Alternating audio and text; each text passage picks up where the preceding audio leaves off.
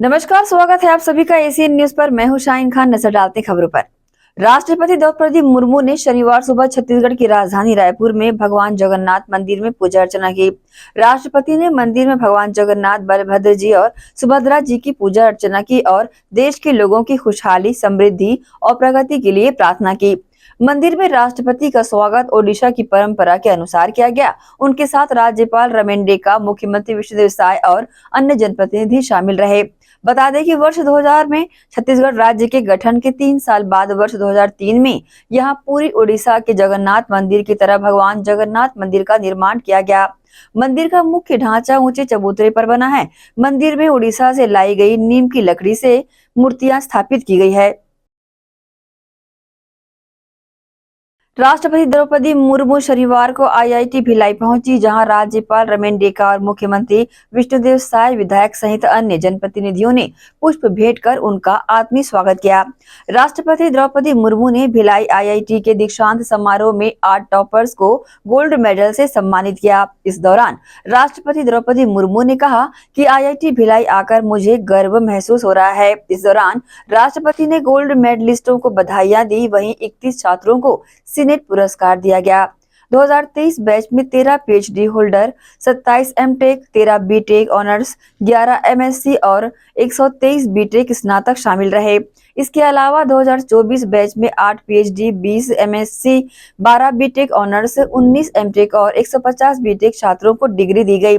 दीक्षांत समारोह में राष्ट्रपति के साथ राज्यपाल रमेन डेका, मुख्यमंत्री विष्णुदेव साय, सांसद विजय बघेल सहित कई मंत्री और विधायक मौजूद रहे। यह समय तकनीक का समय है। जिस देश और प्रदेश के पास तकनीक की ताकत होगी वह उतनी ही तेजी से विकास करेगा।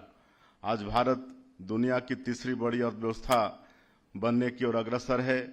हम विकसित भारत और विकसित छत्तीसगढ़ निर्माण का संकल्प लेकर आगे बढ़ रहे हैं।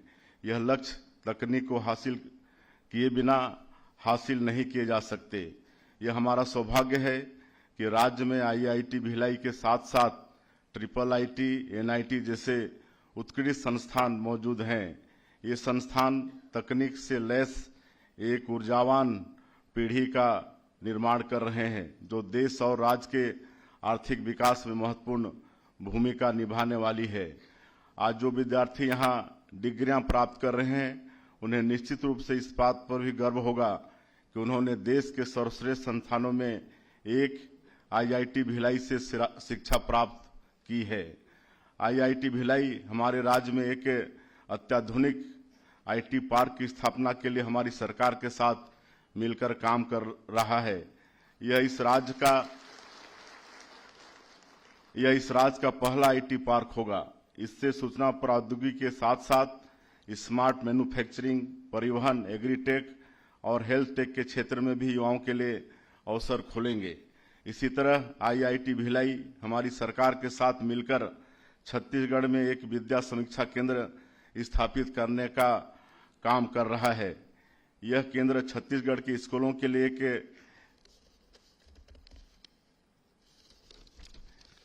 एआई आधारित सेंट्रलाइज कमांड और नियंत्रण केंद्र तैयार करेगा। यह हमें स्कूलों के प्रदर्शन, बुनियादी ढांचे और छात्रों की संख्या आदि के संबंध में जानकारियां प्रदान करेगा। इससे नीतियों के निर्माण और संसाधनों के वितरण। Importance with global reach and vision is now flourishing in our state. Within a short span of time, this institute has made significant progress in carving its space in the hearts and minds of the people of Chhattisgarh. The government of Chhattisgarh has rendered all possible assistance at every step towards the establishment and nurturing of the institute, whether it be provisioning of land and resources or coordination with various administrative branches of the government. Chhattisgarh is renowned as the rice bowl of India. Our state is rich in natural resources and minerals as well as cultural heritage. This institute is working with various branches of our government on issues of direct social and economic relevance to the people of our state. We are glad to see that many memorandum of understanding has been signed between Chhattisgarh government's departments, agencies, and IIT Bhilai. Some projects are regarding rejuvenation of river, capacity building of district administrations, and to preserve intangible heritage of the state. The Institute has also held a number of workshops in the domains of healthcare innovation, literacy, and indigenous knowledge systems, wherein stakeholders from our government have participated enthusiastically. These and similar initiatives are only the beginning of holistic and robust partnership between Chhattisgarh. सर्वप्रथम मैं आज उपाधि प्राप्त करने वाले सभी विद्यार्थियों को बहुत बहुत बधाई देती हूँ। सभी पदक विजेताओं को भी मैं विशेष बधाई देती हूँ। आज की उपलब्धि को हासिल करने के पीछे आपने अथक परिश्रम किया है और आपको बहुत खुशी हो रही होगी। आपकी इस यात्रा में आपके माता पिता आपके साथ खड़े रहे। ये आपकी ही नहीं बल्कि आपके माता पिता की भी उपलब्धि है। मैं सभी विद्यार्थियों के अभिभावकों को भी हार्दिक बधाई देती हूँ। साथ ही आपके प्राध्यापकों और आपके सभी साथियों को भी शुभकामनाएं व्यक्त करती हूँ। दीक्षांत समारोह का दिन उपलब्धियों से जुड़े गर्व को महसूस करने का दिन है। हर संस्थान और हर विद्यार्थियों के लिए ये हर्ष का अवसर होता है, लेकिन कहीं ना कहीं मन में कैंपस लाइफ के खत्म होने और दोस्तों से दूर हो जाने की भी दुख भी है। आज का दिन आपके लिए खुद को ये याद दिलाना का भी दिन है कि आप एक जिम्मेदारी नागरिक और एक सक्षम व्यक्ति के रूप में बाहर की दुनिया में प्रवेश करने के लिए तैयार हैं। मैं ये भी कहना चाहूंगी कि औपचारिक शिक्षा ग्रहण करने का भले ही यहाँ अंत हो रहा है, लेकिन अध्ययन करने और सीखने की इच्छा कभी भी समाप्त नहीं होनी चाहिए। ये आप सबके लिए सौभाग्य की बात है कि आपको भिलाई शहर में रहने और शिक्षा प्राप्त करने का अवसर मिला, जो देश का एक बड़ा औद्योगिक केंद्र और शिक्षा का महत्वपूर्ण केंद्र है। स्वतंत्र भारत की यात्रा की शुरुआत के समय से ही देश के आधुनिक विकास में भिलाई की प्रभावी भूमिका रही है। अपनी शिक्षा के दौरान आपने अवश्य इस क्षेत्र के बारे में विस्तार से ज्ञान अर्जन किया होगा और इसकी प्रभावशाली विकास यात्रा से प्रेरणा भी ली होगी। देवियों और स्वजनों, मुझे ज्ञात हुआ है कि ये दीक्षांत समारोह आईआईटी भिलाई के इस परिसर में आयोजित होने वाला पहला दीक्षांत समारोह है। ये लेकिन थर्ड एंड फोर्थ दीक्षांत समारोह है। ये प्रशंसनीय है कि ये परिसर अत्याधुनिक शिक्षण और अनुसंधान सुविधाओं के साथ विकसित किया गया है तथा इसके फ्यूचरिस्टिक डिजाइन और निर्माण में प्राकृतिक संसाधनों का उपयोग किया गया है। मुझे ये भी बताया गया है कि इस परिसर में रिन्यूएबल एनर्जी का उपयोग किया जा रहा है और ये जीरो वेस्ट डिस्चार्ज कैंपस है। पर्यावरण संरक्षण को बढ़ावा देने वाले इन सभी प्रयासों के लिए मैं आईआईटी भिलाई की पूरी टीम को सराहना करती हूँ।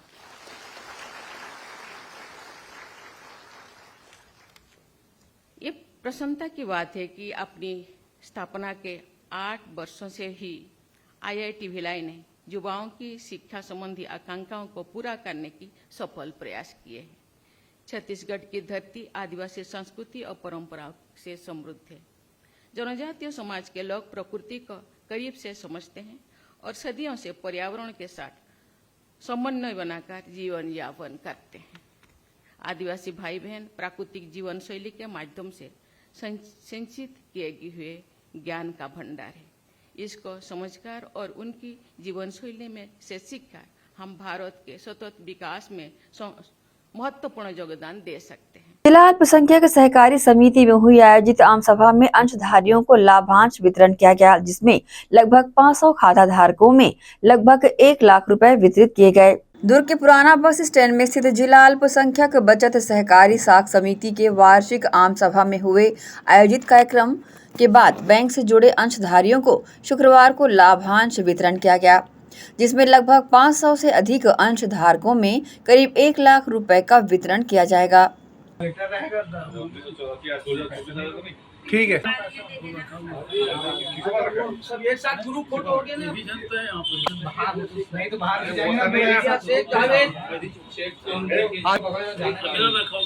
जाना नहीं है।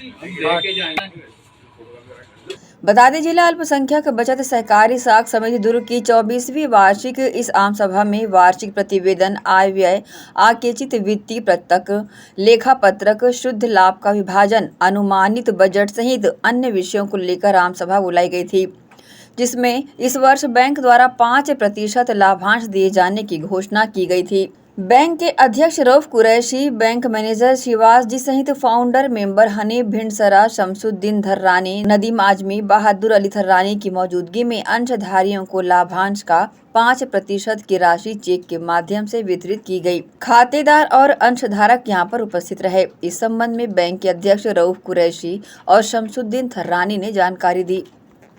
जिला अल्पसंख्यक बचत सहकारी साख समिति जो है सहकारिता के उद्देश्य को लेके चल रही है और इसी तारतम्य में जो लाभ संस्था को प्राप्त हुए हैं 2023-24 के बजट में, वो लाभांश 5% की घोषणा की गई थी, जिसे आज हम शेयर होल्डरों को बांट रहे हैं और सारे शेयर होल्डर जो हैं यहाँ पर आए हुए अंशधारक लोग अपना लाभांश लेने के लिए, और हमने लाखों रुपया लाभांश देने की घोषणा जो की है उसको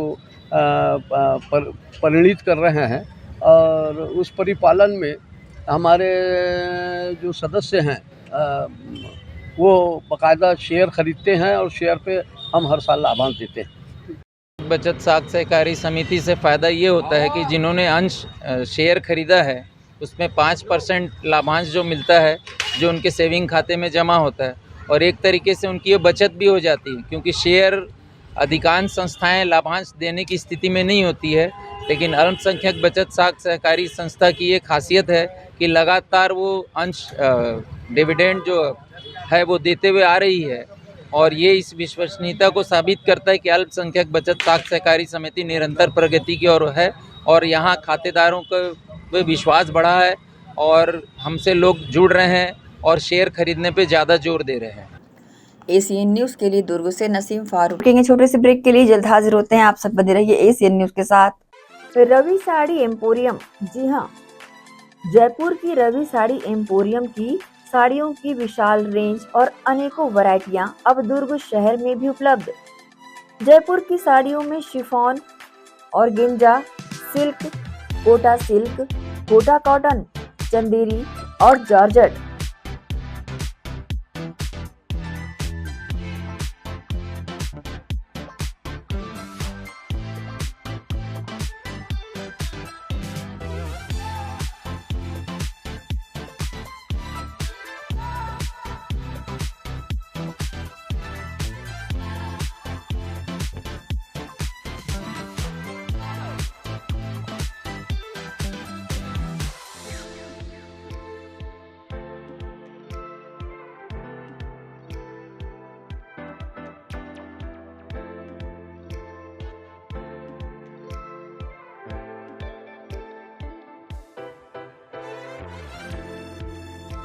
मनपसंद कलर व बेहद किफायती दरों पर रवि साड़ी एम्पोरियम की जयपुरी साड़ियों की विशाल श्रृंखला के छत्तीसगढ़ के अधिकृत थोक विक्रेता बर्मेचा टेक्सटाइल में महिलाओं की मनपसंद जयपुरी साड़ियां उपलब्ध है।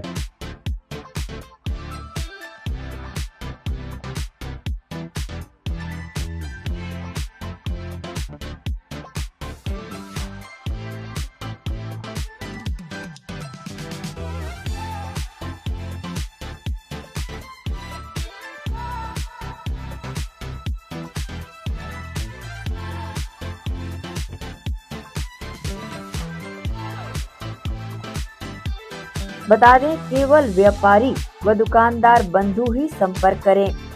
हमारा पता अधिकृत थोक विक्रेता बर्मेचा textile, Digambar Jain Mandir road, Gandhi Chowk, Durg, Chhattisgarh. Mobile number 90।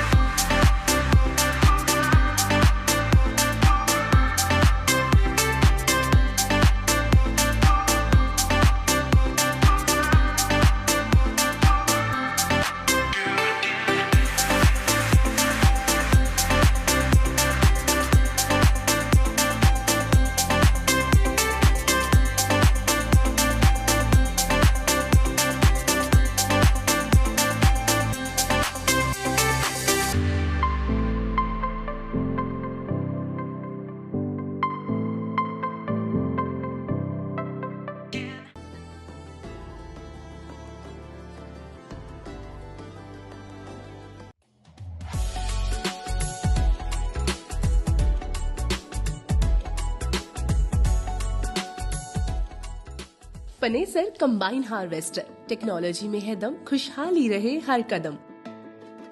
Panesar agrotech private limited Bharat की हाईटेक कृषि इम्प्लीमेंट्स बनाने वाली एक अग्रणी कंपनी है। पनेसर एग्रोटेक को विकसित कंपनियों में शुमार करने वाले मुख्य बिंदु है leader in agro sector, world class machinery manufacturing plant, बारीकी से जांची परखी और क्वालिटी पैरामीटर पर खरी हर मशीन, पूरी तरह trained man power, ultra modern technology से तैयार 24 घंटे उपलब्ध ग्राहक सेवा, कंबाइन हार्वेस्टर एवं कृषि इम्प्लीमेंट्स में पूरी रेंज। पंजाब राज्य को एक तरफ भारत का अन्न भंडारण पूरा करने में अग्रणी माना जाता है, तो दूसरी ओर कृषि टेक्नोलॉजी में भी पंजाब नंबर 1 पोजीशन पर रहा है। कंबाइन हार्वेस्टर और कृषि यंत्रों की श्रेणी में पनेसर एग्रोटेक का नाम हर उन्नत किसान बड़ी शान से लेता है। इसका कारण है कि पनेसर कृषि टेक्नोलॉजी के क्षेत्र में हमेशा एक कदम आगे रहता है, क्योंकि इसके पास है special research and development department. हमारे अनुसंधान एवं विकास विभाग में हमारे पास विशेषज्ञों और इंजीनियरों की शीर्ष टीम है, जिन्होंने विभिन्न कृषि उपकरणों में अग्रणी काम किया है। World class manufacturing plant, machinery plant पूरी तरह से उच्च तकनीक मशीनरी और ऑटोमेटेड प्रणाली से सुसज्जित है। हमारे पास इन हाउस CNC मशीनें, VMC मशीनें, शॉर्ट ब्लास्टिंग सेक्शन, विशेष प्रकार के उपकरणों के साथ असेंबली लाइन और न्यूनतम समय में उच्च उत्पादकता वाली क्षमता है। हमारे पास laser plasma cutting machine, hydraulic press और शेयरिंग बेंडिंग मशीनें भी शामिल है, जो मानवीय गलतियों की संभावना को कम करती है और उत्पादन और गुणवत्ता के लेवल को बढ़ाती है। हमारे पास इन हाउस पाउडर कोटिंग सुविधा भी है, जो उत्पाद की गुणवत्ता को बढ़ाती है और एक टिकाऊ मजबूत फिनिश छोड़ती है।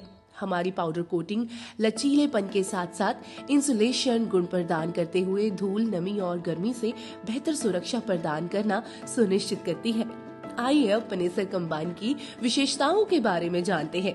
पनेसर कंबाइन में किसान भाइयों को 8 फीट से लेकर 14 फीट तक हर साइज में कटर बार उपलब्ध है। पनेसर कंबाइन में इंजन की पावर में आप 74 HP से लेकर 133 HP तक कोई भी ऑप्शन ले सकते हैं। पनेसर कृषि यंत्रों के उपयोग से खेतों में आपको प्रति एकड़ अधिक पैदावार मिलेगी। पनेसर कंबाइन की ग्राउंड क्लियरेंस अधिक होने के कारण ये बहुत आसानी से गिरी हुई फसलों की कटाई कर सकती है, जिससे किसान भाइयों को अत्यधिक लाभ मिलेगा। मशीन द्वारा फसल की कटाई के साथ साथ सफाई के लिए आधुनिक तकनीक प्रयोग में लाई गई है, जिससे दानों की सफाई भी आपको बाकी कंपनियों से बेहतर मिलेगी। मशीन में ग्रेन ब्रेकेज ना के बराबर होती है, जिससे दानों का नुकसान बिल्कुल भी नहीं होता। अतिरिक्त वियर एंड टियर से किसान भाइयों को बचाए रखने के लिए पनेसर कंबाइन में ज्यादा घिसाई वाले पार्ट्स उच्च क्वालिटी स्टेनलेस स्टील से निर्मित किए गए हैं। मशीन में उच्च स्तरीय कंप्यूटराइज्ड बैलेंसिंग पार्ट्स यूज किए जाते हैं, जिससे मशीन स्मूथली काम करती है। रात के समय में कंबाइन को आसानी से चलाया जा सके, इसके लिए कटर बार में लेटेस्ट टेक्नोलॉजी का इस्तेमाल किया गया है। पनेसर कंबाइन के स्पेयर्स देश भर में मार्केट में सब जगह आसानी से उपलब्ध है। इसकी ग्राउंड क्लियरेंस बहुत बढ़िया है, जिससे ऊंचे नीचे खेतों में भी आसानी से बढ़िया काम किया जा सकता है। पनेसर एग्रोटेक प्राइवेट लिमिटेड की सभी मशीनें भारत सरकार द्वारा मान्यता प्राप्त हैं। पनेसर एग्रोटेक प्राइवेट लिमिटेड किसान भाइयों के लिए हाई क्वालिटी वाले कृषि इम्प्लीमेंट्स एवं कंबाइन हार्वेस्टर उपलब्ध करवाने के लिए हमेशा वचनबद्ध है। धन्यवाद।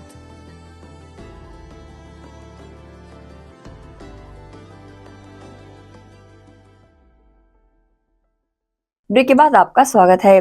निगम की अंतिम सभा में महापौर धीरज बाकलीवाल ने अपने 5 साल में किए गए विकास कार्यों की उपलब्धियां गिनाई, तो वहीं विपक्ष ने पूरे 5 साल के कार्यकाल पर प्रश्न चिन्ह लगाते हुए 50 करोड़ की कर्मचारी निधि की FD तोड़े जाने का आरोप लगाते हुए निशाना साधा। दुर्ग निगम की अंतिम सामान्य सभा का आयोजन दुर्ग के मोतीलाल वोरा सभागार में आयोजित किया गया। इस दौरान दुर्ग महापौर ने पिछले 5 वर्षों का अनुभव साझा करते हुए किए गए कार्य की उपलब्धियां गिनवाई। साथ ही सदन में मौजूद सभी पार्षद और अधिकारी कर्मचारियों का आभार जताया। हो गया भाई, हो गया, यही सच्चाई है। दो दो पाइप से पानी ले रही है।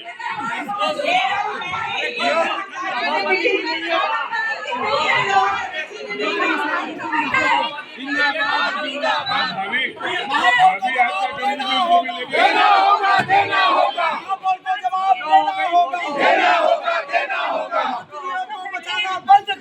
इस मौके पर सदन में मौजूद पार्षदों ने सभा के दौरान किए कार्यों की सराहना की तो वहीं विपक्ष ने आक्रोश जताया।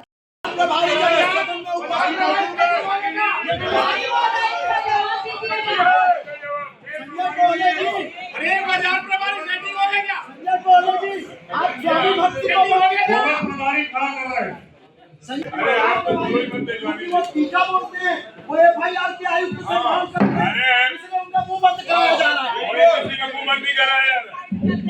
वो सक्षम है बोलने के लिए, वो सक्षम राजनेता है। आपको बता दें कि इस अंतिम सामान्य सभा ने अपनी बात रखते हुए सभी विपक्षी पार्षदों ने आरक्षण, पानी की समस्या और 50 करोड़ की कर्मचारी निधि की एफडी तुड़वाने जैसे विषय पर अपना आक्रोश जताया, साथ ही अपनी आपत्ति भी दर्ज कराई। एक परिवार 4 मोटर खरीद के मिला था, लेकिन कार की चिंता नहीं किया, कार की चिंता नहीं किया, कार की चिंता तब तो आज भी वार्ड नंबर 31 में जल मिशन का पाइप नहीं बिछा है। गाय की नाम की चिंता है, गाय की नाम की चिंता है। हरवा बांधों में रिजर्व बैंक वारों पर पाइप नहीं बिछा है। इस दौरान सामान्य सभा में बीच-बीच में पक्ष और विपक्ष एक दूसरे पर आरोप प्रत्यारोप लगाते देखे गए और कांग्रेसी पार्षदों के 5 साल पानी का संकट हुआ बेमिसाल की तख्ती दिखाकर विरोध किया। तुमने मीटिंग नहीं बुलाया, तो हाँ कोई बोलेगा अभी अरे बस बैठो बात करो। अरे गली जी सच्चाई को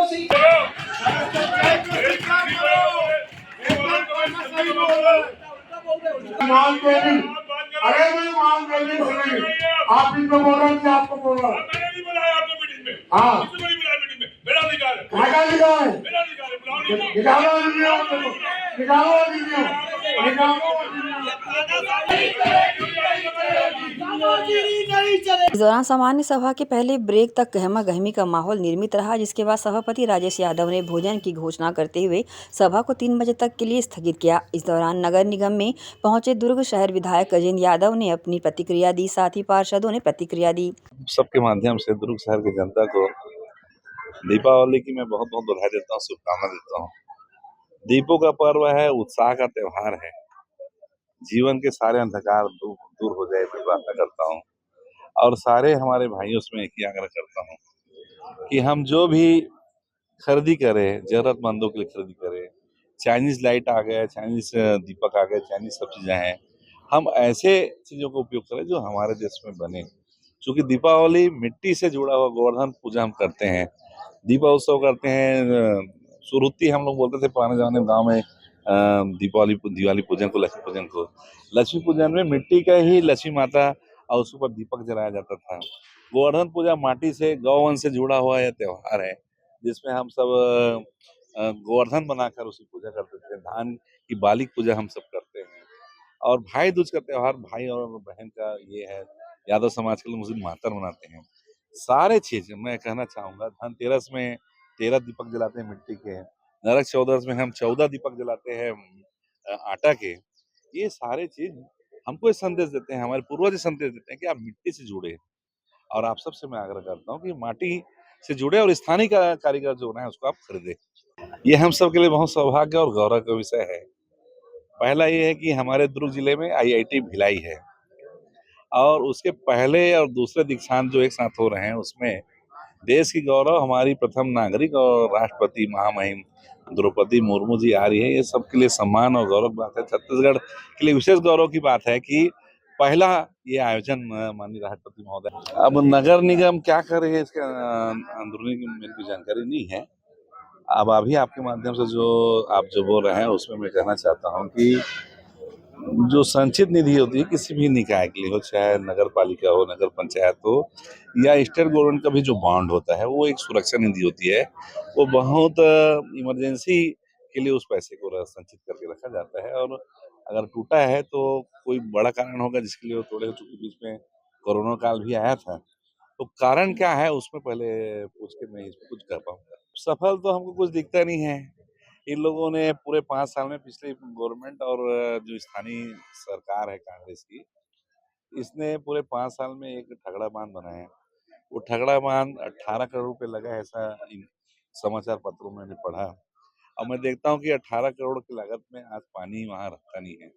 पानी की समस्या है। बांध का मूल स्वरूप तो पानी से, और वहाँ पानी से नहीं है। गर्मी दिनों में मैं देखा हूँ कि वो पूरी तरह सूख गया, तो उसका औचित्य क्या। दूसरा, आप ही लोग के माध्यम से समाचार पत्रों में ऐसा मालूम चला कि पूरा शहर का आधा से बड़ा क्षेत्र अंधेरे से पटा हुआ था।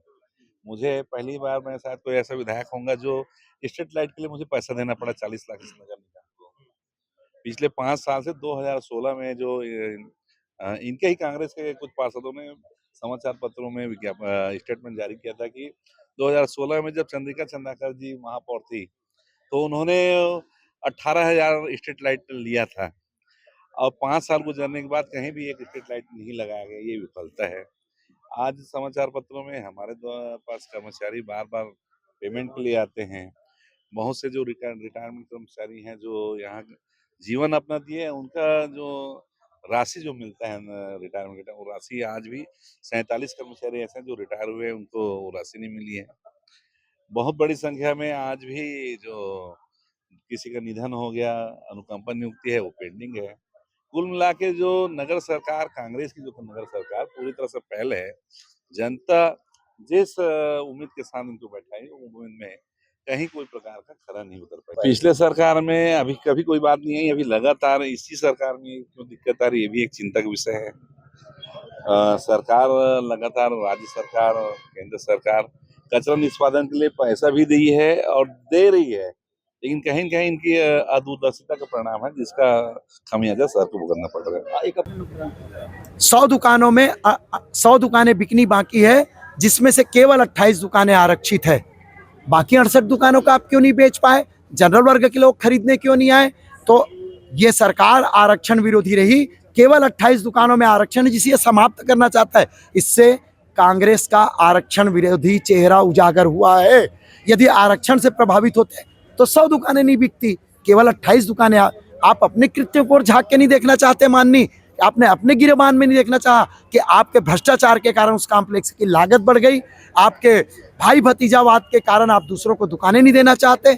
आप थोड़ा दर को कम कर दीजिए। ये मेरा शहर है। नगर निगम ऐसी संस्था है जो लाभ के लिए काम नहीं करती। माननीय महापौर जी मूलतः व्यापारी रहे हैं और मूल स्वभाव नहीं जाता है। माननीय महापौर जी, मैं आपसे निवेदन करता हूं कि हम इस निकाय में व्यापार करने नहीं आए हैं, हम जन सुविधा के लिए आए हैं। तो आप उन दुकानों का रेट थोड़ा कम कर दीजिए और आरक्षण समाप्त जैसी कल्पना को अपनी बंद कर दीजिए, और सभी दुकानों को दर ज़्यादा हो, उस पर कुछ बाध्यताएं रहती है तो प्रदेश सरकार को भेजें। और ये परिषद लगातार विफल रही है। ये दुर्ग शहर की जनता चीख चीख के बोल रही है, यहाँ की सड़कें बोल रही हैं, यहाँ का घूमता हुआ गाय और कुत्ता बोल रहा है, यहाँ के जो इनको पानी नहीं मिल रहा है वो बोल रहे हैं। और क्या जाएंगे माननी।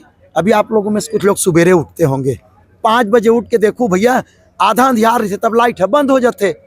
अब मैं पहले कहता हूँ ये बंगला में रहिया मन ला पारा मोहल्ला दिक्कत, जर्जर दुकान से डिप्रिसिएशन आना चाहिए। और कुल मिला के मैं चाहता हूँ कि इन फ्यूचर ऐसा महापौर इस शहर में आए जो लोगों की चिंता करे, उनकी जीवन शैली में जुड़ के देखे। इसी बात के साथ आप सबको बहुत बहुत धन्यवाद। ये महत्वाकांक्षा कभी नहीं रही मन में। भारतीय जनता पार्टी में अनेकों पार्षद हैं, अनेकों कार्यकर्ता हैं जो महापौर का कार्य बेहतरी से निपटा पाएंगे। ये गमछा रखा हूँ, कमल का निशान मेरा प्रेम है, इससे जिसे टिकट देगी एकमात्र सपना है कि भारतीय जनता पार्टी का महापौर इस शहर में बैठे और प्रदेश सरकार से बेहतर रुपया लाए और इस शहर में आम लोगों के सुख दुख दर्द में भागी बने, इस शहर का विकास करे। ये कल्पना है। अपना बड़े बनने की कल्पना न रही है, न आगे भी रहेगी। पूर्वजों के द्वारा बनाई गई संपत्ति को फूकने में बिगड़ी हुई संतान को कोई दर्द नहीं होता। वो कृत्य दुर्ग नगर निगम की महापौर ने और परिषद ने किया है। 3 कार्यकालों में कितनी एफडी टूटी ये भी जानना चाहिए आपको। उन 3 कार्यकालों में एफडी नहीं टूटी। ऐसी क्या दिक्कत आ गई कि 50 करोड़ रुपए की एफडी जो मेरे कर्मचारियों के भविष्य के लिए रखा था, जो मेरे शहर के रोड, गड्ढे, गली नाली भरने के लिए रखा था, जो यहाँ के आवारा पशुओं के नियंत्रण के लिए रखा था, जो यहाँ बिजली के संधारण के लिए रखा था, उस 50 करोड़ रुपए को कांग्रेसी परिषद ने अपने विधायक के नाम लिखाने में फूंक दिया। मानना है, भाजपा पार्षद दल का मानना है कि बुरी तरीके से हार विधानसभा और लोकसभा में कांग्रेस की हुई, इस बात का बदला वो दुर्ग शहर की जनता से ले रही है। इसीलिए जो 5 रुपए और 10 रुपए फीट विकास शुल्क लगता है उसे 40 रुपए कर देना, 45 रुपए कर देना, और जहां 20 रुपए फीट लगा करता था उसे 85 रुपए कर देना, ये कहाँ का न्याय संगत है। आज की आम सभा रखी गई है और बताया गया कि अंतिम सभा है। निश्चित रूप से हमारा कार्यकाल दिसंबर में पूर्ण होने जा रहा है, लेकिन एक गंभीर विषय है कि अब तक शासन द्वारा पार्षदों का आरक्षण नहीं किया गया है, जबकि समय सीमा पर आरक्षण हो जाना चाहिए। ये एक बहुत गंभीर विषय है। यदि आरक्षण नहीं होता है और आगे फिर चुनाव समय सीमा पर नहीं होता है, तो यह लोकतंत्र के साथ कुठाराघात है और लोकतंत्र को समाप्त करने का ये षड्यंत्र माना जाएगा। किसी भी हालत में एक दिन भी प्रशासक बैठता है मतलब लोकतंत्र को आघात पहुंचता है। इसलिए मैं शासन से चाहूंगी तत्काल पार्षदों का आरक्षण करें। महापौर के बारे में भी जैसा कि भारतीय जनता पार्टी द्वारा अलग से चुनाव कराया जाता है, जो भी हो वह तत्काल हो जाना चाहिए।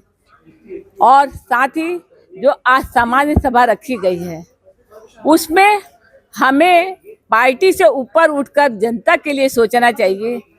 जिस प्रकार से पार्षद निधि जो हर वर्ष मिलती है, इस वर्ष पार्षद निधि मार्च माह में हो जाना चाहिए था, लेकिन आज अक्टूबर निकल गया, पार्षद निधि नहीं आई है। शासन से कोई भी राशि यहाँ पर उपलब्ध नहीं हो रही है, तो पार्षद किस आधार पर कार्य करवाए। यहाँ तक लाइट के बारे में बात करते हैं तो कहते हैं कि 4 महीने बाद तो लाइट आई है, और ले दे के कहते हैं कि 3 लाइट हर वार्ड में दी जाएगी। 3 लाइट से क्या होगा? आज दीपावली के समय में पूरे वार्डों में अंधेरा छाया हुआ है, लेकिन चाहे भाजपा हो या कांग्रेस, इस ओर किसी का ध्यान नहीं है। इसके लिए चाहिए था कि हम सब पार्षद मिलकर एक साथ होकर शासन प्रशासन से लड़ते, विधायक महोदय से भी लड़ते, लेकिन ऐसा नहीं हो रहा है। महापौर जी और विधायक महोदय को स्वयं देखना चाहिए था कि यहाँ पर जो अव्यवस्था है, लाइट की अव्यवस्था है, काम की, उस पर तत्काल निगरानी करना चाहिए था और कार्य करना चाहिए था, लेकिन वैसा नहीं हो रहा है। और यह एक बहुत बड़ी लापरवाही है और शासन की भी लापरवाही मानूंगी मैं, और यहाँ के हमारे जनप्रतिनिधि जो महापौर विधायक हैं उनकी भी लापरवाही मानूंगी। साथ ही आज जो एजेंडा रखा गया है, जल परिसर जल घर में जो दुकानें बनी है, मैं आपको बता देना चाहती हूँ कि वह दुकान का मैंने जिस समय भूमि पूजन हुआ, मैं जल प्रभारी थी, मुझे तक के नहीं बुलाया गया था, और भारत पाकिस्तान क्रिकेट मैच में जब चुनाव था, आनंद फानंद में चुपचाप तरीके से उसका भूमि पूजन कराया गया था। मैंने घोर विरोध किया था, लेकिन उसके बावजूद भी नहीं माना गया। आज स्थिति क्या है? हमने शासन से इतने राशि लेकर दुकानें तो बना दी, लेकिन वह दुकान आज रिक्त पड़ी है और नीचे मछलियों का घर बन गया है। ऐसे में नगर निगम को कितना नुकसान हुआ है? नगर निगम को नुकसान मतलब जनता का नुकसान। इस नुकसान के लिए हमारे पूर्व के महापौर शिव कुमार जी थे उस समय, तमेर साहब, मैंने उस समय भी उनका विरोध किया था, लेकिन उसके बावजूद भी वहां पर दुकान बनाई गई। आज स्थिति ये है कि दुकानें जैसी की जैसी पड़ी है, जर्जर होते जा रही है और दुर्ग नगर निगम को नुकसान होते जा रहा है। ये सब स्थितियों को देखते हुए आगे भविष्य में ऐसा कोई कार्य ना करे। मैं आह्वान करती हूँ जनप्रतिनिधियों से कि ऐसे कार्य ना करें जिससे नगर निगम की जनता को नुकसान हो, और जनता का नुकसान इससे बड़ा कुठाराघात नगर निगम का और कुछ नहीं हो सकता। धन्यवाद। ये 2 जगह में दुकान निर्माण हुए हैं, टोटल 118 दुकान, जिसमें कि 18 दुकान की बिक्री हो गई है। इसमें लिखा है सामान्य सभा के पत्रक जो आया इसमें, और उसके बाद में ये लिखते हैं 100 दुकान बाकी है। तो इसमें उनका नहीं बिकने का कारण लिखते हैं कि आरक्षण के कारण सामान्य वर्ग के इच्छुक व्यक्ति भाग नहीं ले पा रहे हैं। आरक्षण के कारण, इनकी शब्द देखिए, आरक्षण को इतना मतलब ये ऐसा समझ लिए हैं जैसे कि हमारे कारण हम दोषी हैं। आरक्षण में जो लाभ ले रहे हैं, पिछड़ा वर्ग, ST SC, सैनिक है, विकलांग वर्ग के हैं, ये आरक्षण के इसमें दोषी उसको बनाया जा रहा है। ये दोषी हैं, इनके कारण दुकान नहीं बिक रही। अपनी नाकामी को छुपाने के लिए आरक्षण को दोषी बनाया गया है। इसकी मैं घोर निंदा करता हूँ। और कांग्रेस हमेशा से आरक्षण विरोधी रही है। ST SC को बरगला करके हम दे रहे हैं, ऐसा कर रहे हैं, आपके लिए ऐसा कर रहे हैं, वोट बैंक की समझती रही है। आज जनता जाग चुकी है। आरक्षण को, ये देखिए कांग्रेस की सरकार है, यहाँ कांग्रेस की सरकार आरक्षण को खत्म करने में लगी हुई है। और कांग्रेस की पूरे देश में मालूम है कि किसके साथ है और कैसे वो काम करती है। ये घोर निंदा के कारण है, निंदा है, बहुत निंदा करता हूँ मैं। ACN न्यूज के लिए दुर्ग से नसीम फारूकी की रिपोर्ट। लाहौर नगरी भिलाई के हृदय स्थल कहे जाने वाले सिविक सेंटर के वेल्डेक्स ग्राउंड में स्थित रोबोटिक एनिमल्स शो का उद्घाटन शुक्रवार को किया गया। इस वेल्डेक्स ग्राउंड में लगे शो में handloom handicraft exhibition show, under water fish tunnel show, robotic animal show सहित अन्य मनोरंजन के साधनों का प्रबंध किया गया है। इस शो के उद्घाटन के पूर्व गुरुवार 24 अक्टूबर को विधि विधान से पंडित भास्कर शर्मा द्वारा भगवान सत्यनारायण शर्मा की पूजा अर्चना की गई। इस मौके पर सुभाष सब्बरवाल, भानु सिंह साहू, श्रीमती उपासना साहू, सामदेव साहू, दारा पी, दिलेश, खुशी ठाकुर सहित स्टॉल के सभी व्यापारीगण शामिल रहे। भिलाई और दुर्ग शहर की जनता को इंतजार की घड़ियां समाप्त हो गई। सेक्टर 10 में और शाही दशहरे में मैंने आपसे प्रॉमिस किया था कि मैं छत्तीसगढ़ में पहली बार रोबोटिक एनिमल शो लेके आ रहा हूं। और वेल्टेक्स मैदान, आज श्री सत्यनारायण भगवान की कथा और पूजा हो चुकी है, हवन हो चुका है। कल शाम 6 बजे पूरी जनता के मनोरंजन के लिए robotic animal show, fish tunnel show और महिलाओं की खरीदी के लिए हैंडलूम हैंडीक्राफ्ट की सेल शुरू होने जा रही है, जिसमें भारत के कोने कोने से हस्तकला की वस्तुएं उचित मूल्य पर आपको प्राप्त होंगी। और सभी कारीगर अपना अपना सामान बेचने के लिए, अपने परिवार की रोजी रोटी कमाने के लिए आपके शहर में आ चुके हैं।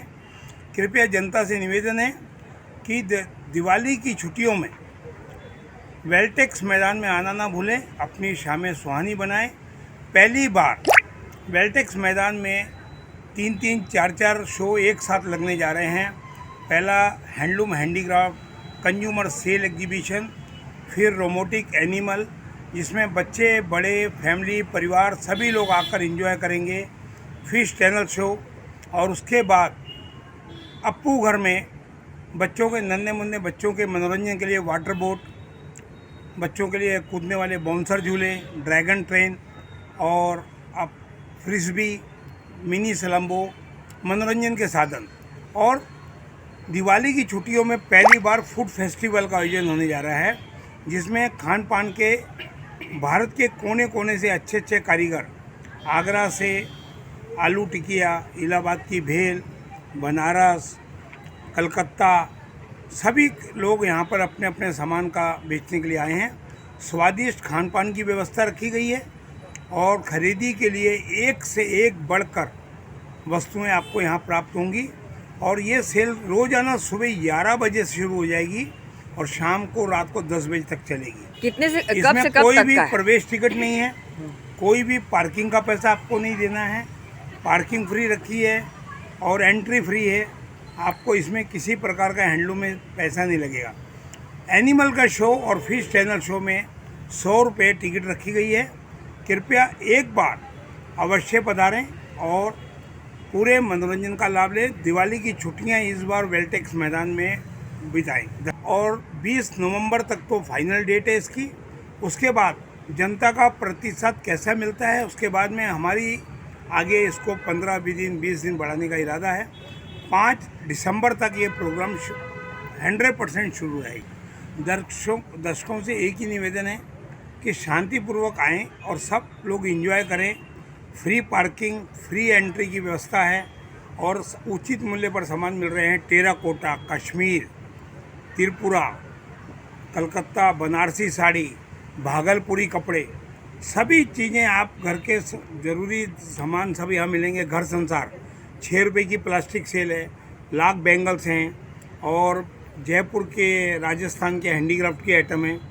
तो एक बार अवश्य पधारें, अपने परिवार के साथ आएँ, अपने यार दोस्तों के साथ आएँ। धन्यवाद। रुकेंगे एक और छोटे से ब्रेक के लिए, जल्द हाजिर होते हैं। आप सब बने रहिए एशियन न्यूज के साथ।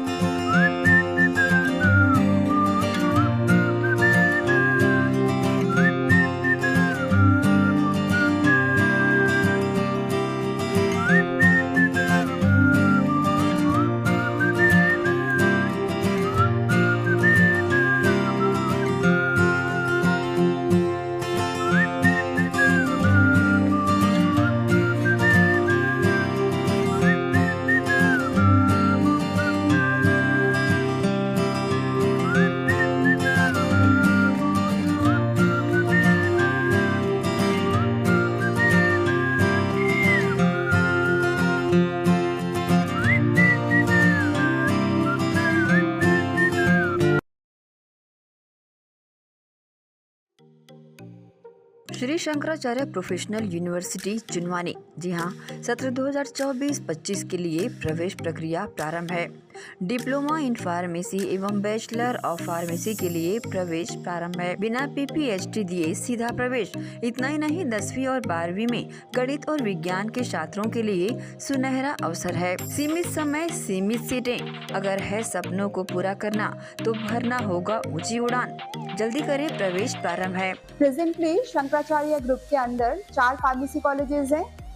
इन चारों फार्मेसी कॉलेजेस में diploma in pharmacy and bachelor of pharmacy की कोर्सेज रन होती हैं। साथ में masters in pharmacy and PhD की कोर्सेज भी हम ऑफर करते हैं। शंकराचार्य प्रोफेशनल यूनिवर्सिटी के अंदर ये चारों कॉलेज एफिलिएटेड हैं and most importantly pharmacy council of India ने चारों कॉलेजेस को अनुमोदन दिया है। जैसे कि आप जानते हैं, Shankaracharya group is famous for its infrastructure, its faculty, its students group, and in every aspect we are on top as from 2008.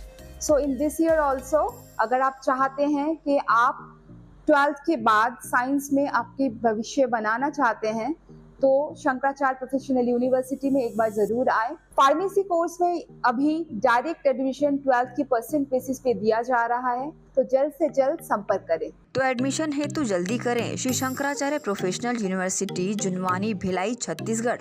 संपर्क करें 9977258200।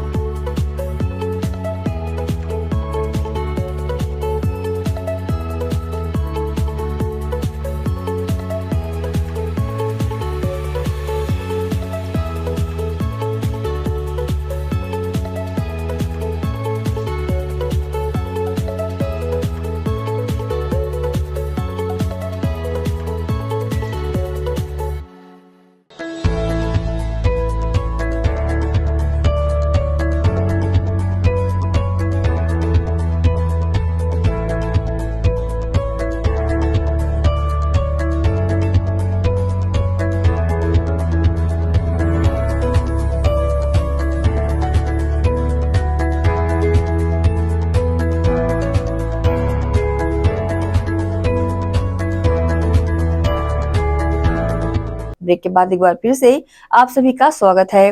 अक्सर स्कूलों में चित्रकारी प्रतियोगिताएं होती रहती है, परंतु उन चित्रकलाओं को स्कूल तक ही सीमित रखा जाता है। परंतु शहर के चर्चित शिक्षण संस्थान माइलस्टोन स्कूल द्वारा अपने बच्चों के भीतर की चित्रकारी की कला प्रदर्शनी लगाकर की गई, जिसमें बच्चों के पालक सहित आम जनता ने भी प्रदर्शनी का अवलोकन किया और मंत्रमुग्ध हो गए। शहर के विख्यात शिक्षण संस्थान माइलस्टोन में बच्चों के सर्वांगीण विकास के लिए विभिन्न प्रकार के क्लबों की स्थापना की गई है। इन क्लबों में हिस्सा लेकर बच्चे अपने अंदर छिपी प्रतिभा को निखारने का काम कर रहे हैं और इसमें स्कूल प्रबंधन भी अपनी महती भूमिका निभा रहा है। ऐसा ही एक क्लब है आर्ट क्लब, जिसमें बच्चे हिस्सा लेकर अपने अंदर छिपी चित्रकला की प्रतिभा को बखूबी निखार रहे हैं और स्कूल प्रबंधन भी इनकी कला को सिर्फ स्कूल तक ही सीमित नहीं रखना चाहता, बल्कि इनके द्वारा बनाई गई चित्रकला को इनके पालकों के अलावा अन्य जनमानस तक भी पहुंचाने का प्रयास कर रहा है, जिसके तहत भिलाई के सूर्या टीआई मॉल में बच्चों द्वारा बनाई गई चित्रकला की प्रदर्शनी लगाई गई। इस प्रदर्शनी में कुछ बच्चों ने जीवंत चित्रकारी का प्रदर्शन भी किया और मंच पर कैनवास लगाकर दिए गए विषय को अपनी भावनाओं की कलम से उकेरा। इस प्रदर्शनी में शामिल हुए विद्यार्थियों के पालक भी अपने बच्चों की कला देखकर अचंभित हो उठे और स्कूल प्रबंधन की मुक्त कंठ से प्रशंसा की। साथ ही इस आयोजन को देखने वाले आम जनमानस ने भी स्कूल के छोटे बच्चों द्वारा बनाई गई चित्रकला को देखा और उनके उज्जवल भविष्य की कामना की। चित्रकला की विधा काफ़ी संयम का काम है और स्कूल में सिखाए जाने वाली हर विधा बच्चों को किसी न किसी तरह से अपने लक्ष्य को पाने के लिए मजबूत बनाती है। स्कूल प्रबंधन की एकेडमिक डायरेक्टर श्रीमती शुभम शुक्ला यानी कुहू मैडम ने इस प्रदर्शनी के साथ स्कूल में होने वाले अन्य गतिविधियों एवं इन गतिविधियों में शामिल होने वाले विद्यार्थियों एवं गतिविधियों के माध्यम से विद्यार्थियों को सशक्त बनाने वाले शिक्षक गणों के बारे में जानकारी दी। माइलस्टोन में बहुत सारे क्लब्स हैं, जैसे आर्ट क्लब है, dance club, dramatics, maths club, sports में जिम्नास्टिक्स अलग हो गया, बैडमिंटन अलग, फुटबॉल अलग, क्रिकेट अलग, जूडो अलग। तो ऐसे बहुत सारे क्लब्स हैं जो कि बच्चे चूज करते हैं कि उनको कौन से क्लब में पार्ट लेना है। ये आर्ट क्लब का इवेंट है। आजकल आर्ट गैलरीज बंद हो रही हैं, कोई आर्ट गैलरी जाना नहीं चाहता, तो विजुअल आर्ट जो कि इतना बड़ा एक फॉर्म है, जो कि कैथारेटिक थेरेप्यूटिक फॉर्म है, वो धीरे धीरे ख़त्म हो रहा है क्योंकि उसके कोई टेकर्स नहीं है। तो हमने सोचा कि लोगों को गैलरी तक ले जाने के बजाय हम आर्ट फॉर्म को मॉल तक लेकर आएंगे, क्योंकि लोग यहाँ होते ही हैं। जैसे इतनी शॉप्स में जाके इतनी सारी चीज़ें देखते हैं, वैसे इतने छोटे बच्चों ने जिस तरह से आर्ट फॉर्म्स अपने बनाए हैं, प्रेजेंट किए हैं, पूरे साल मेहनत करी है, एक एक बच्चे का एक एक डिस्प्ले है, उनको वो देखें, बच्चों को भी इससे एनकरेजमेंट मिले और कहीं ना कहीं जो आर्ट फॉर्म्स धीरे धीरे ख़त्म हो रहे हैं वो शायद वापस अलाइव हो जाएं, क्योंकि एक इंसान भी कुछ देखता है, उसके दिमाग में कुछ रह जाएगा, फिर वो वैसे अलाइव रहेगा। तो वही एक छोटी सी कोशिश है आर्ट क्लब की। आप देखेंगे स्टेज पे 3 लाइव आर्ट्स फॉर्म्स भी चल रहे हैं, 3 बच्चे वहाँ पे लाइव ड्रॉ कर रहे हैं कि कैसे उन्होंने इस चीज़ को उतारा। और बहुत सारे आर्टिस्ट अगर आप देखेंगे यहाँ पे खुद के सीखे हुए सेल्फ टॉट आर्टिस्ट हैं। एक बच्चा है जो कि कोविड में जब पूरी दुनिया अपना डायरेक्शन लेस थी, उसने यूट्यूब से स्केचिंग सीखी और उसने बहुत अच्छी स्केचिंग करी है। तो ऐसे बहुत सारे आर्टिस्ट हैं जिनके खुद के चैनल्स भी हैं, तो उनको एनकरेज करने के लिए एक प्लेटफॉर्म, आर्ट फॉर्म्स को जिंदा रखने के लिए एक प्लेटफॉर्म। और आर्ट गैलरीज बंद हो रही हैं तो हम आर्ट को वहाँ ले आए जहाँ लोग जाते हैं। मैडम, स्कूल में जैसा आपने बताया बहुत सारी एक्टिविटीज होती हैं, बहुत सारे स्पोर्ट्स होते हैं, हर चीज पर्सन में कुछ ना कुछ डेवलप करता है जी। अगर हम इस आर्ट फॉर्म की बात करें तो आपको क्या लगता है बंदे के अंदर क्या किस तरह का पर्सनालिटी डेवलपमेंट होता है? एक तो क्रिएटिविटी का आउटलेट है सबसे पहली बात। दूसरी चीज पेशेंस। ये कुछ भी जो बच्चों ने बनाया है ये बिना पेशेंस के हो नहीं सकता। पेशेंस, एक जगह आप बैठे रहे, बच्चों से बात करी, कोई पेंटिंग्स को 8 घंटे लगे, 8 घंटे एक जगह पे बैठना या किसी एक चीज पे फोकस करना। आज के टाइम पे जब स्क्रीन टाइम इतना बढ़ रहा है, बच्चों का अटेंशन स्पैन कम हो रहा है, ये इम्पॉसिबल है। तो आर्ट फॉर्म्स जो है वो पेशेंस बच्चों में डेवलप करते हैं, फोकस डेवलप करते हैं, अटेंशन टू डिटेल कि एक एक बारीक लाइन जो है पढ़ रही है वो उसकी ब्यूटी को एनहांस कर रही है, तो उसको कैसे डालना है। फिर तपस्या, कोई भी आर्ट फॉर्म सीखना एक तपस्या है। आप ऐसे नहीं कर सकते कि 10 दिन सीखा आपने अपने छोड़ दिया। वो कमिटमेंट कि नहीं मुझे सालों साल ये करना है, ये तो आर्टिस्ट जो पिकअप करते हैं वो है। पर सोसाइटी भी देखिए, हम लोग जाते हैं तो एक वॉल में बहुत सुंदर सी पेंटिंग है, उसमें एक माँ रो रही है तो हमको दुख लगता है, तो हमारा वहाँ एक कैथारसिस हो जाता है। हम कोई मूवी देखते हैं, मूवी भी कैसे हुआ, चल पहले तो पिक्चर्स ही होते थे, वो तो वहाँ पे हमको कुछ लिखा, हमारे इमोशंस का जो आउटलेट है वो सोसाइटी के आर्ट फॉर्म्स ही करते हैं। तो अगर आर्ट फॉर्म्स मर गए तो कहाँ ये क्रिएटिव आउटलेट, ये नहीं होगा, फिर ये वायलेंस में निकलेगा, ये लड़ाई झगड़े में निकलेगा, राइट्स में निकलेगा। तो आर्ट फॉर्म्स का जिंदा रहना बहुत ज़रूरी है और उसके लिए आर्टिस्ट को एनकरेज करना बहुत ज़रूरी है, जो आज की शाम हम करने की कोशिश कर रहे हैं। पेरेंट्स को आई होप ये पता हो कि माइलस्टोन में हर थर्सडे 1 घंटा बच्चे क्लब्स में जाते हैं। ये पूरे साल बच्चे मेहनत करते हैं, तब उनका एक इवेंट होता है। ये एनुअल इवेंट है, हमने लास्ट ईयर भी किया था, हम इस साल भी कर रहे हैं, हम अगले साल भी करेंगे। तो बच्चा इस दिन के लिए, तो जैसे डांसर्स के लिए एनुअल फंक्शन हो जाता है, वो डांस कर लेते हैं, गाने वालों के लिए गाने का कंपटीशन हो जाता है। विजुअल आर्टिस्ट कहाँ जाते हैं? ये विजुअल आर्टिस्ट का प्रोग्राम है जिसके लिए वो पूरे दिन वेट करते हैं, पूरे साल उसके लिए प्रिपेयर करते हैं। आई होप हर एक पेरेंट को पता हो कि बच्चे ने हर एक थर्सडे को जो क्लास में किया उसके लिए हर दिन घर में कुछ प्रिपेयर किया होगा, और ये पूरे साल की मेहनत है जो यहाँ आई है। एंड होपफुली आगे और पेरेंट्स एनकरेज करें बच्चों को, इतनी पेंटिंग्स हो जाए कि पूरा मॉल भर जाए। आज हर पालक अपने बच्चों के अंदर छिपी हुई प्रतिभा को निखारना तो चाहता है, परंतु पारिवारिक उलझनों की वजह से वह बच्चों को समय नहीं दे पाता और चाहता है कि जिस स्कूल में बच्चा पढ़े वहाँ के शिक्षक शिक्षिकाएं बच्चों को अपना मानते हुए ऐसी गतिविधियों को जरूर करवाएं जिससे बच्चों के अंदर पढ़ने की रुचि जागे और बच्चा शारीरिक और मानसिक रूप से अपने भविष्य के जीवन को जीने के लिए मजबूत बन जाए। एसीएन न्यूज़ के लिए भिलाई से संतोष शर्मा की रिपोर्ट। शिक्षा और कौशल का मोहक का पिटारा लिए शकुंतला विद्यालय रामनगर भिलाई में द्वितीय दिवस उमंग 2024 का वार्षिक स्नेह सम्मेलन 25 अक्टूबर 2024 को जगमगाते विशाल प्रांगण में आयोजित किया गया। इस कार्यक्रम की गौरव गरिमा मुख्य अतिथि रिकेश सेन, विधायक वैशाली नगर, कार्यक्रम की अध्यक्षता कर रहे संदीप निरंकारी, कॉर्पोरेट एवं MIC member Bhilai Nagar Nigam, Shakuntala group of school के डायरेक्टर संजय ओझा एवं कार्यक्रम में पधारे गणमान्य अतिथियों ने ज्ञान देवी मां सरस्वती को माल्यार्पण कर उनके सम्मुख दीप प्रज्वलित कर तथा पूजा अर्चना कर कार्यक्रम का शुभारंभ किया। अतिथियों के अभिनंदन तथा मां भारती के गुणगान राष्ट्रगान के पश्चात उप प्राचार्य जी रंजना कुमार ने शाला की बहुमुखी उन्नति को सत्रीय प्रतिवेदन के रूप में प्रस्तुत किया। जिले के विख्यात school Shakuntala group of school में हर वर्ष उमंग के साथ उमंग एनुअल फंक्शन मनाया जाता है। इस वर्ष भी हर्ष और उल्लास के साथ उमंग 2024 का आयोजन भव्यता से किया गया। इस एनुअल फंक्शन में प्रतिदिन विभिन्न आयोजन यहाँ पर किए गए। वहीं आयोजन के दूसरे दिन कार्यक्रम में मुख्य अतिथि के रूप में विधायक रिकेश सेन विशेष रूप से शामिल हुए। विधायक रिकेश सेन का स्वागत सम्मान परंपरा अनुसार यहाँ पर किया गया। तत्पश्चात बच्चों ने यहाँ पर मंच के माध्यम से रंगारंग सांस्कृतिक कार्यक्रमों की प्रस्तुतियाँ देखकर सभी का मन मोह लिया। शकुंतला ग्रुप ऑफ स्कूल के द्वारा उमंग कार्यक्रम के तहत संस्कृति को जगाने के लिए यहाँ पर धार्मिक आयोजन किए गए। बोले की मस्ती में नाचेंगे सारे, बोले हरेंगे जो कष्ट तुम्हारे। लोक बताए बस्ती में, तीनों लोक बताए बस्ती में, आप पते वीराने में जी, आप पते वीराने में।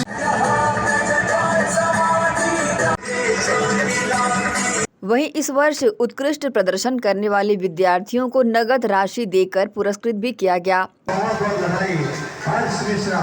51,000 रुपए की राशि। Harsh Mishra from class 12 scored 96.6% and has been awarded with 51,000 rupees.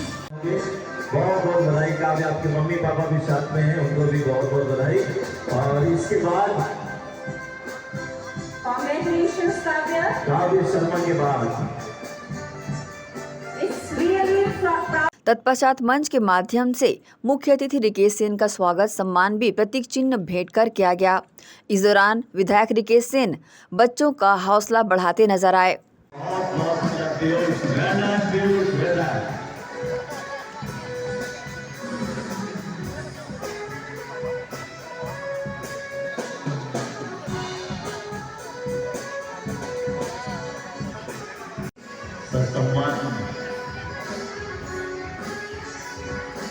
अक्सर ऐसा होता है कि बच्चों की जब एप्रिसिएशन इस टाइप से जब अवार्ड को मिलता है और जब उनके पेरेंट्स सामने हों तो यकीनन काफी गदगद हो जाते हैं उनके पेरेंट्स।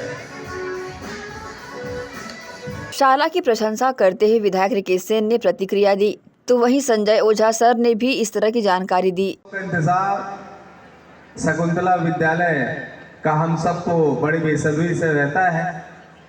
मैं जब पार्षद की भूमिका में नगर निगम में था तो भी हमेशा मुझे इस विद्यालय में बुलाया गया, क्योंकि विद्यालय मैं अतिथि के रूप में कभी नहीं आया, एक परिवार के सदस्य के रूप में मैं हमेशा इस विद्यालय में मेरा आगमन हुआ है।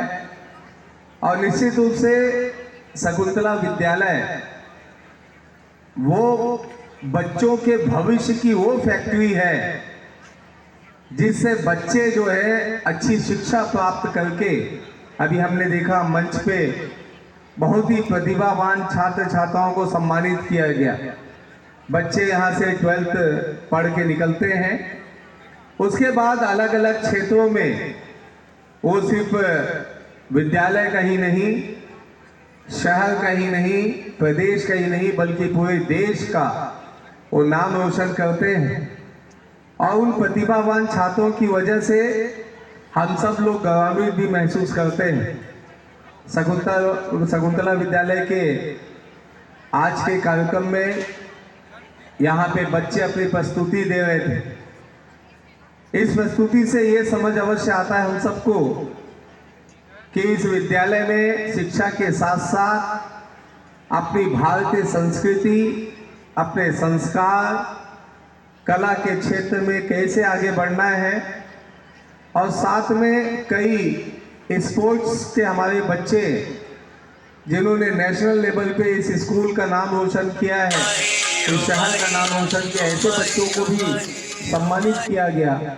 इससे यही प्रतीत होता है कि विद्यालय में जो हमारे शिक्षक हैं, जो हमारे संचालक हैं, वो बच्चों को शिक्षा के साथ साथ कला और खेल के प्रति भी उनका मनोबल बढ़ाते हैं। और इसीलिए तो पूरे प्रदेश में शकुंतला विद्यालय अपनी एक अलग पहचान बनाते चले जा रहा है। इसके लिए मैं सभी शिक्षकों को, उनके पेरेंट्स को और बच्चों को भी मैं बधाई देता हूँ। शकुंतला विद्यालय का वार्षिक उत्सव सबके लिए बड़ा खास होता है। मुझे याद है, मैं सम्मानित मंच को बताना चाहता हूँ, वार्षिक उत्सव कार्यक्रम में मंच पर उपस्थित इस विद्यालय के संचालक परम आदरणीय बड़े भैया संजय ओझा जी, बड़े भैया विपिन ओझा जी, मेरे साथी बड़े भाई, इस कार्यक्रम में आने के लिए उस समय इनका रिजर्वेशन बद्रीनाथ केदारनाथ के लिए हो चुका था। वापसी इनका आज नहीं था, शायद रात में या कल आने वाले थे, लेकिन मेरे निवेदन को स्वीकार करते हुए, चूंकि विद्यालय से इनका बहुत ही गहरा संबंध है, उन्होंने मेरे आग्रह को ठुकराया नहीं और बाकायदा समय पे उन्होंने दर्शन करके आज हमारे भिलाई से सीधा रायपुर से यहाँ वापस आए हैं।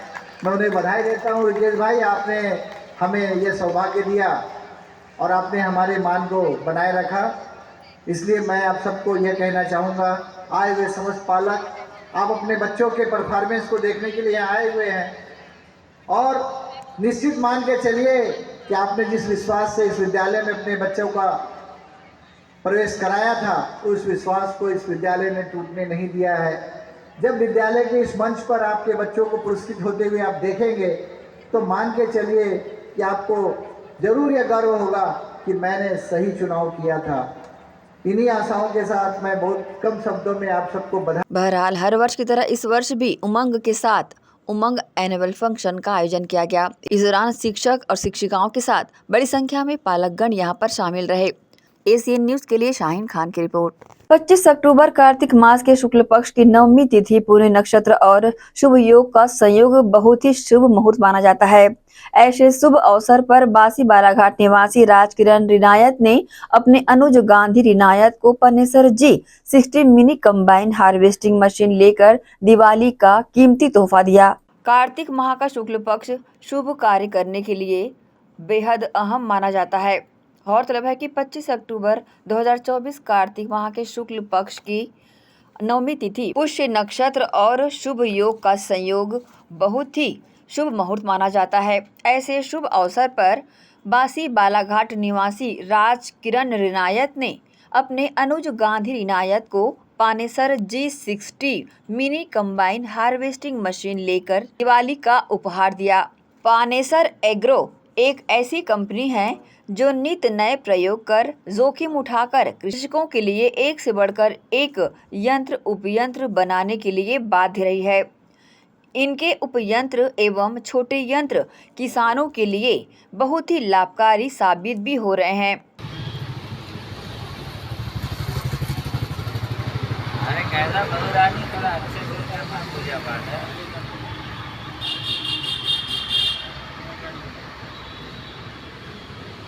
देख तिरछा बना दिया तुमने हैं? पहले मशीन तिरछी थी, खड़ी भी तिरछी है। कोई बात नहीं, पूजा हो तो ऐसे ही घूमता। हाँ, हो गया ना? हो गया।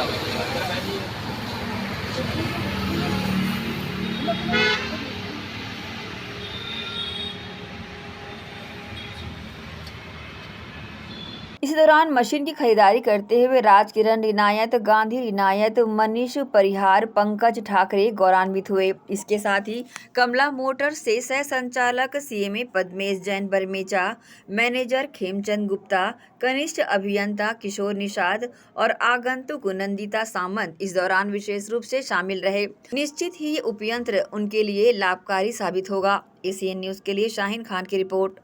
इसी के साथ ही आपसे लेंगे इजाजत। आप सब बने रहिए ACN न्यूज के साथ। नमस्कार।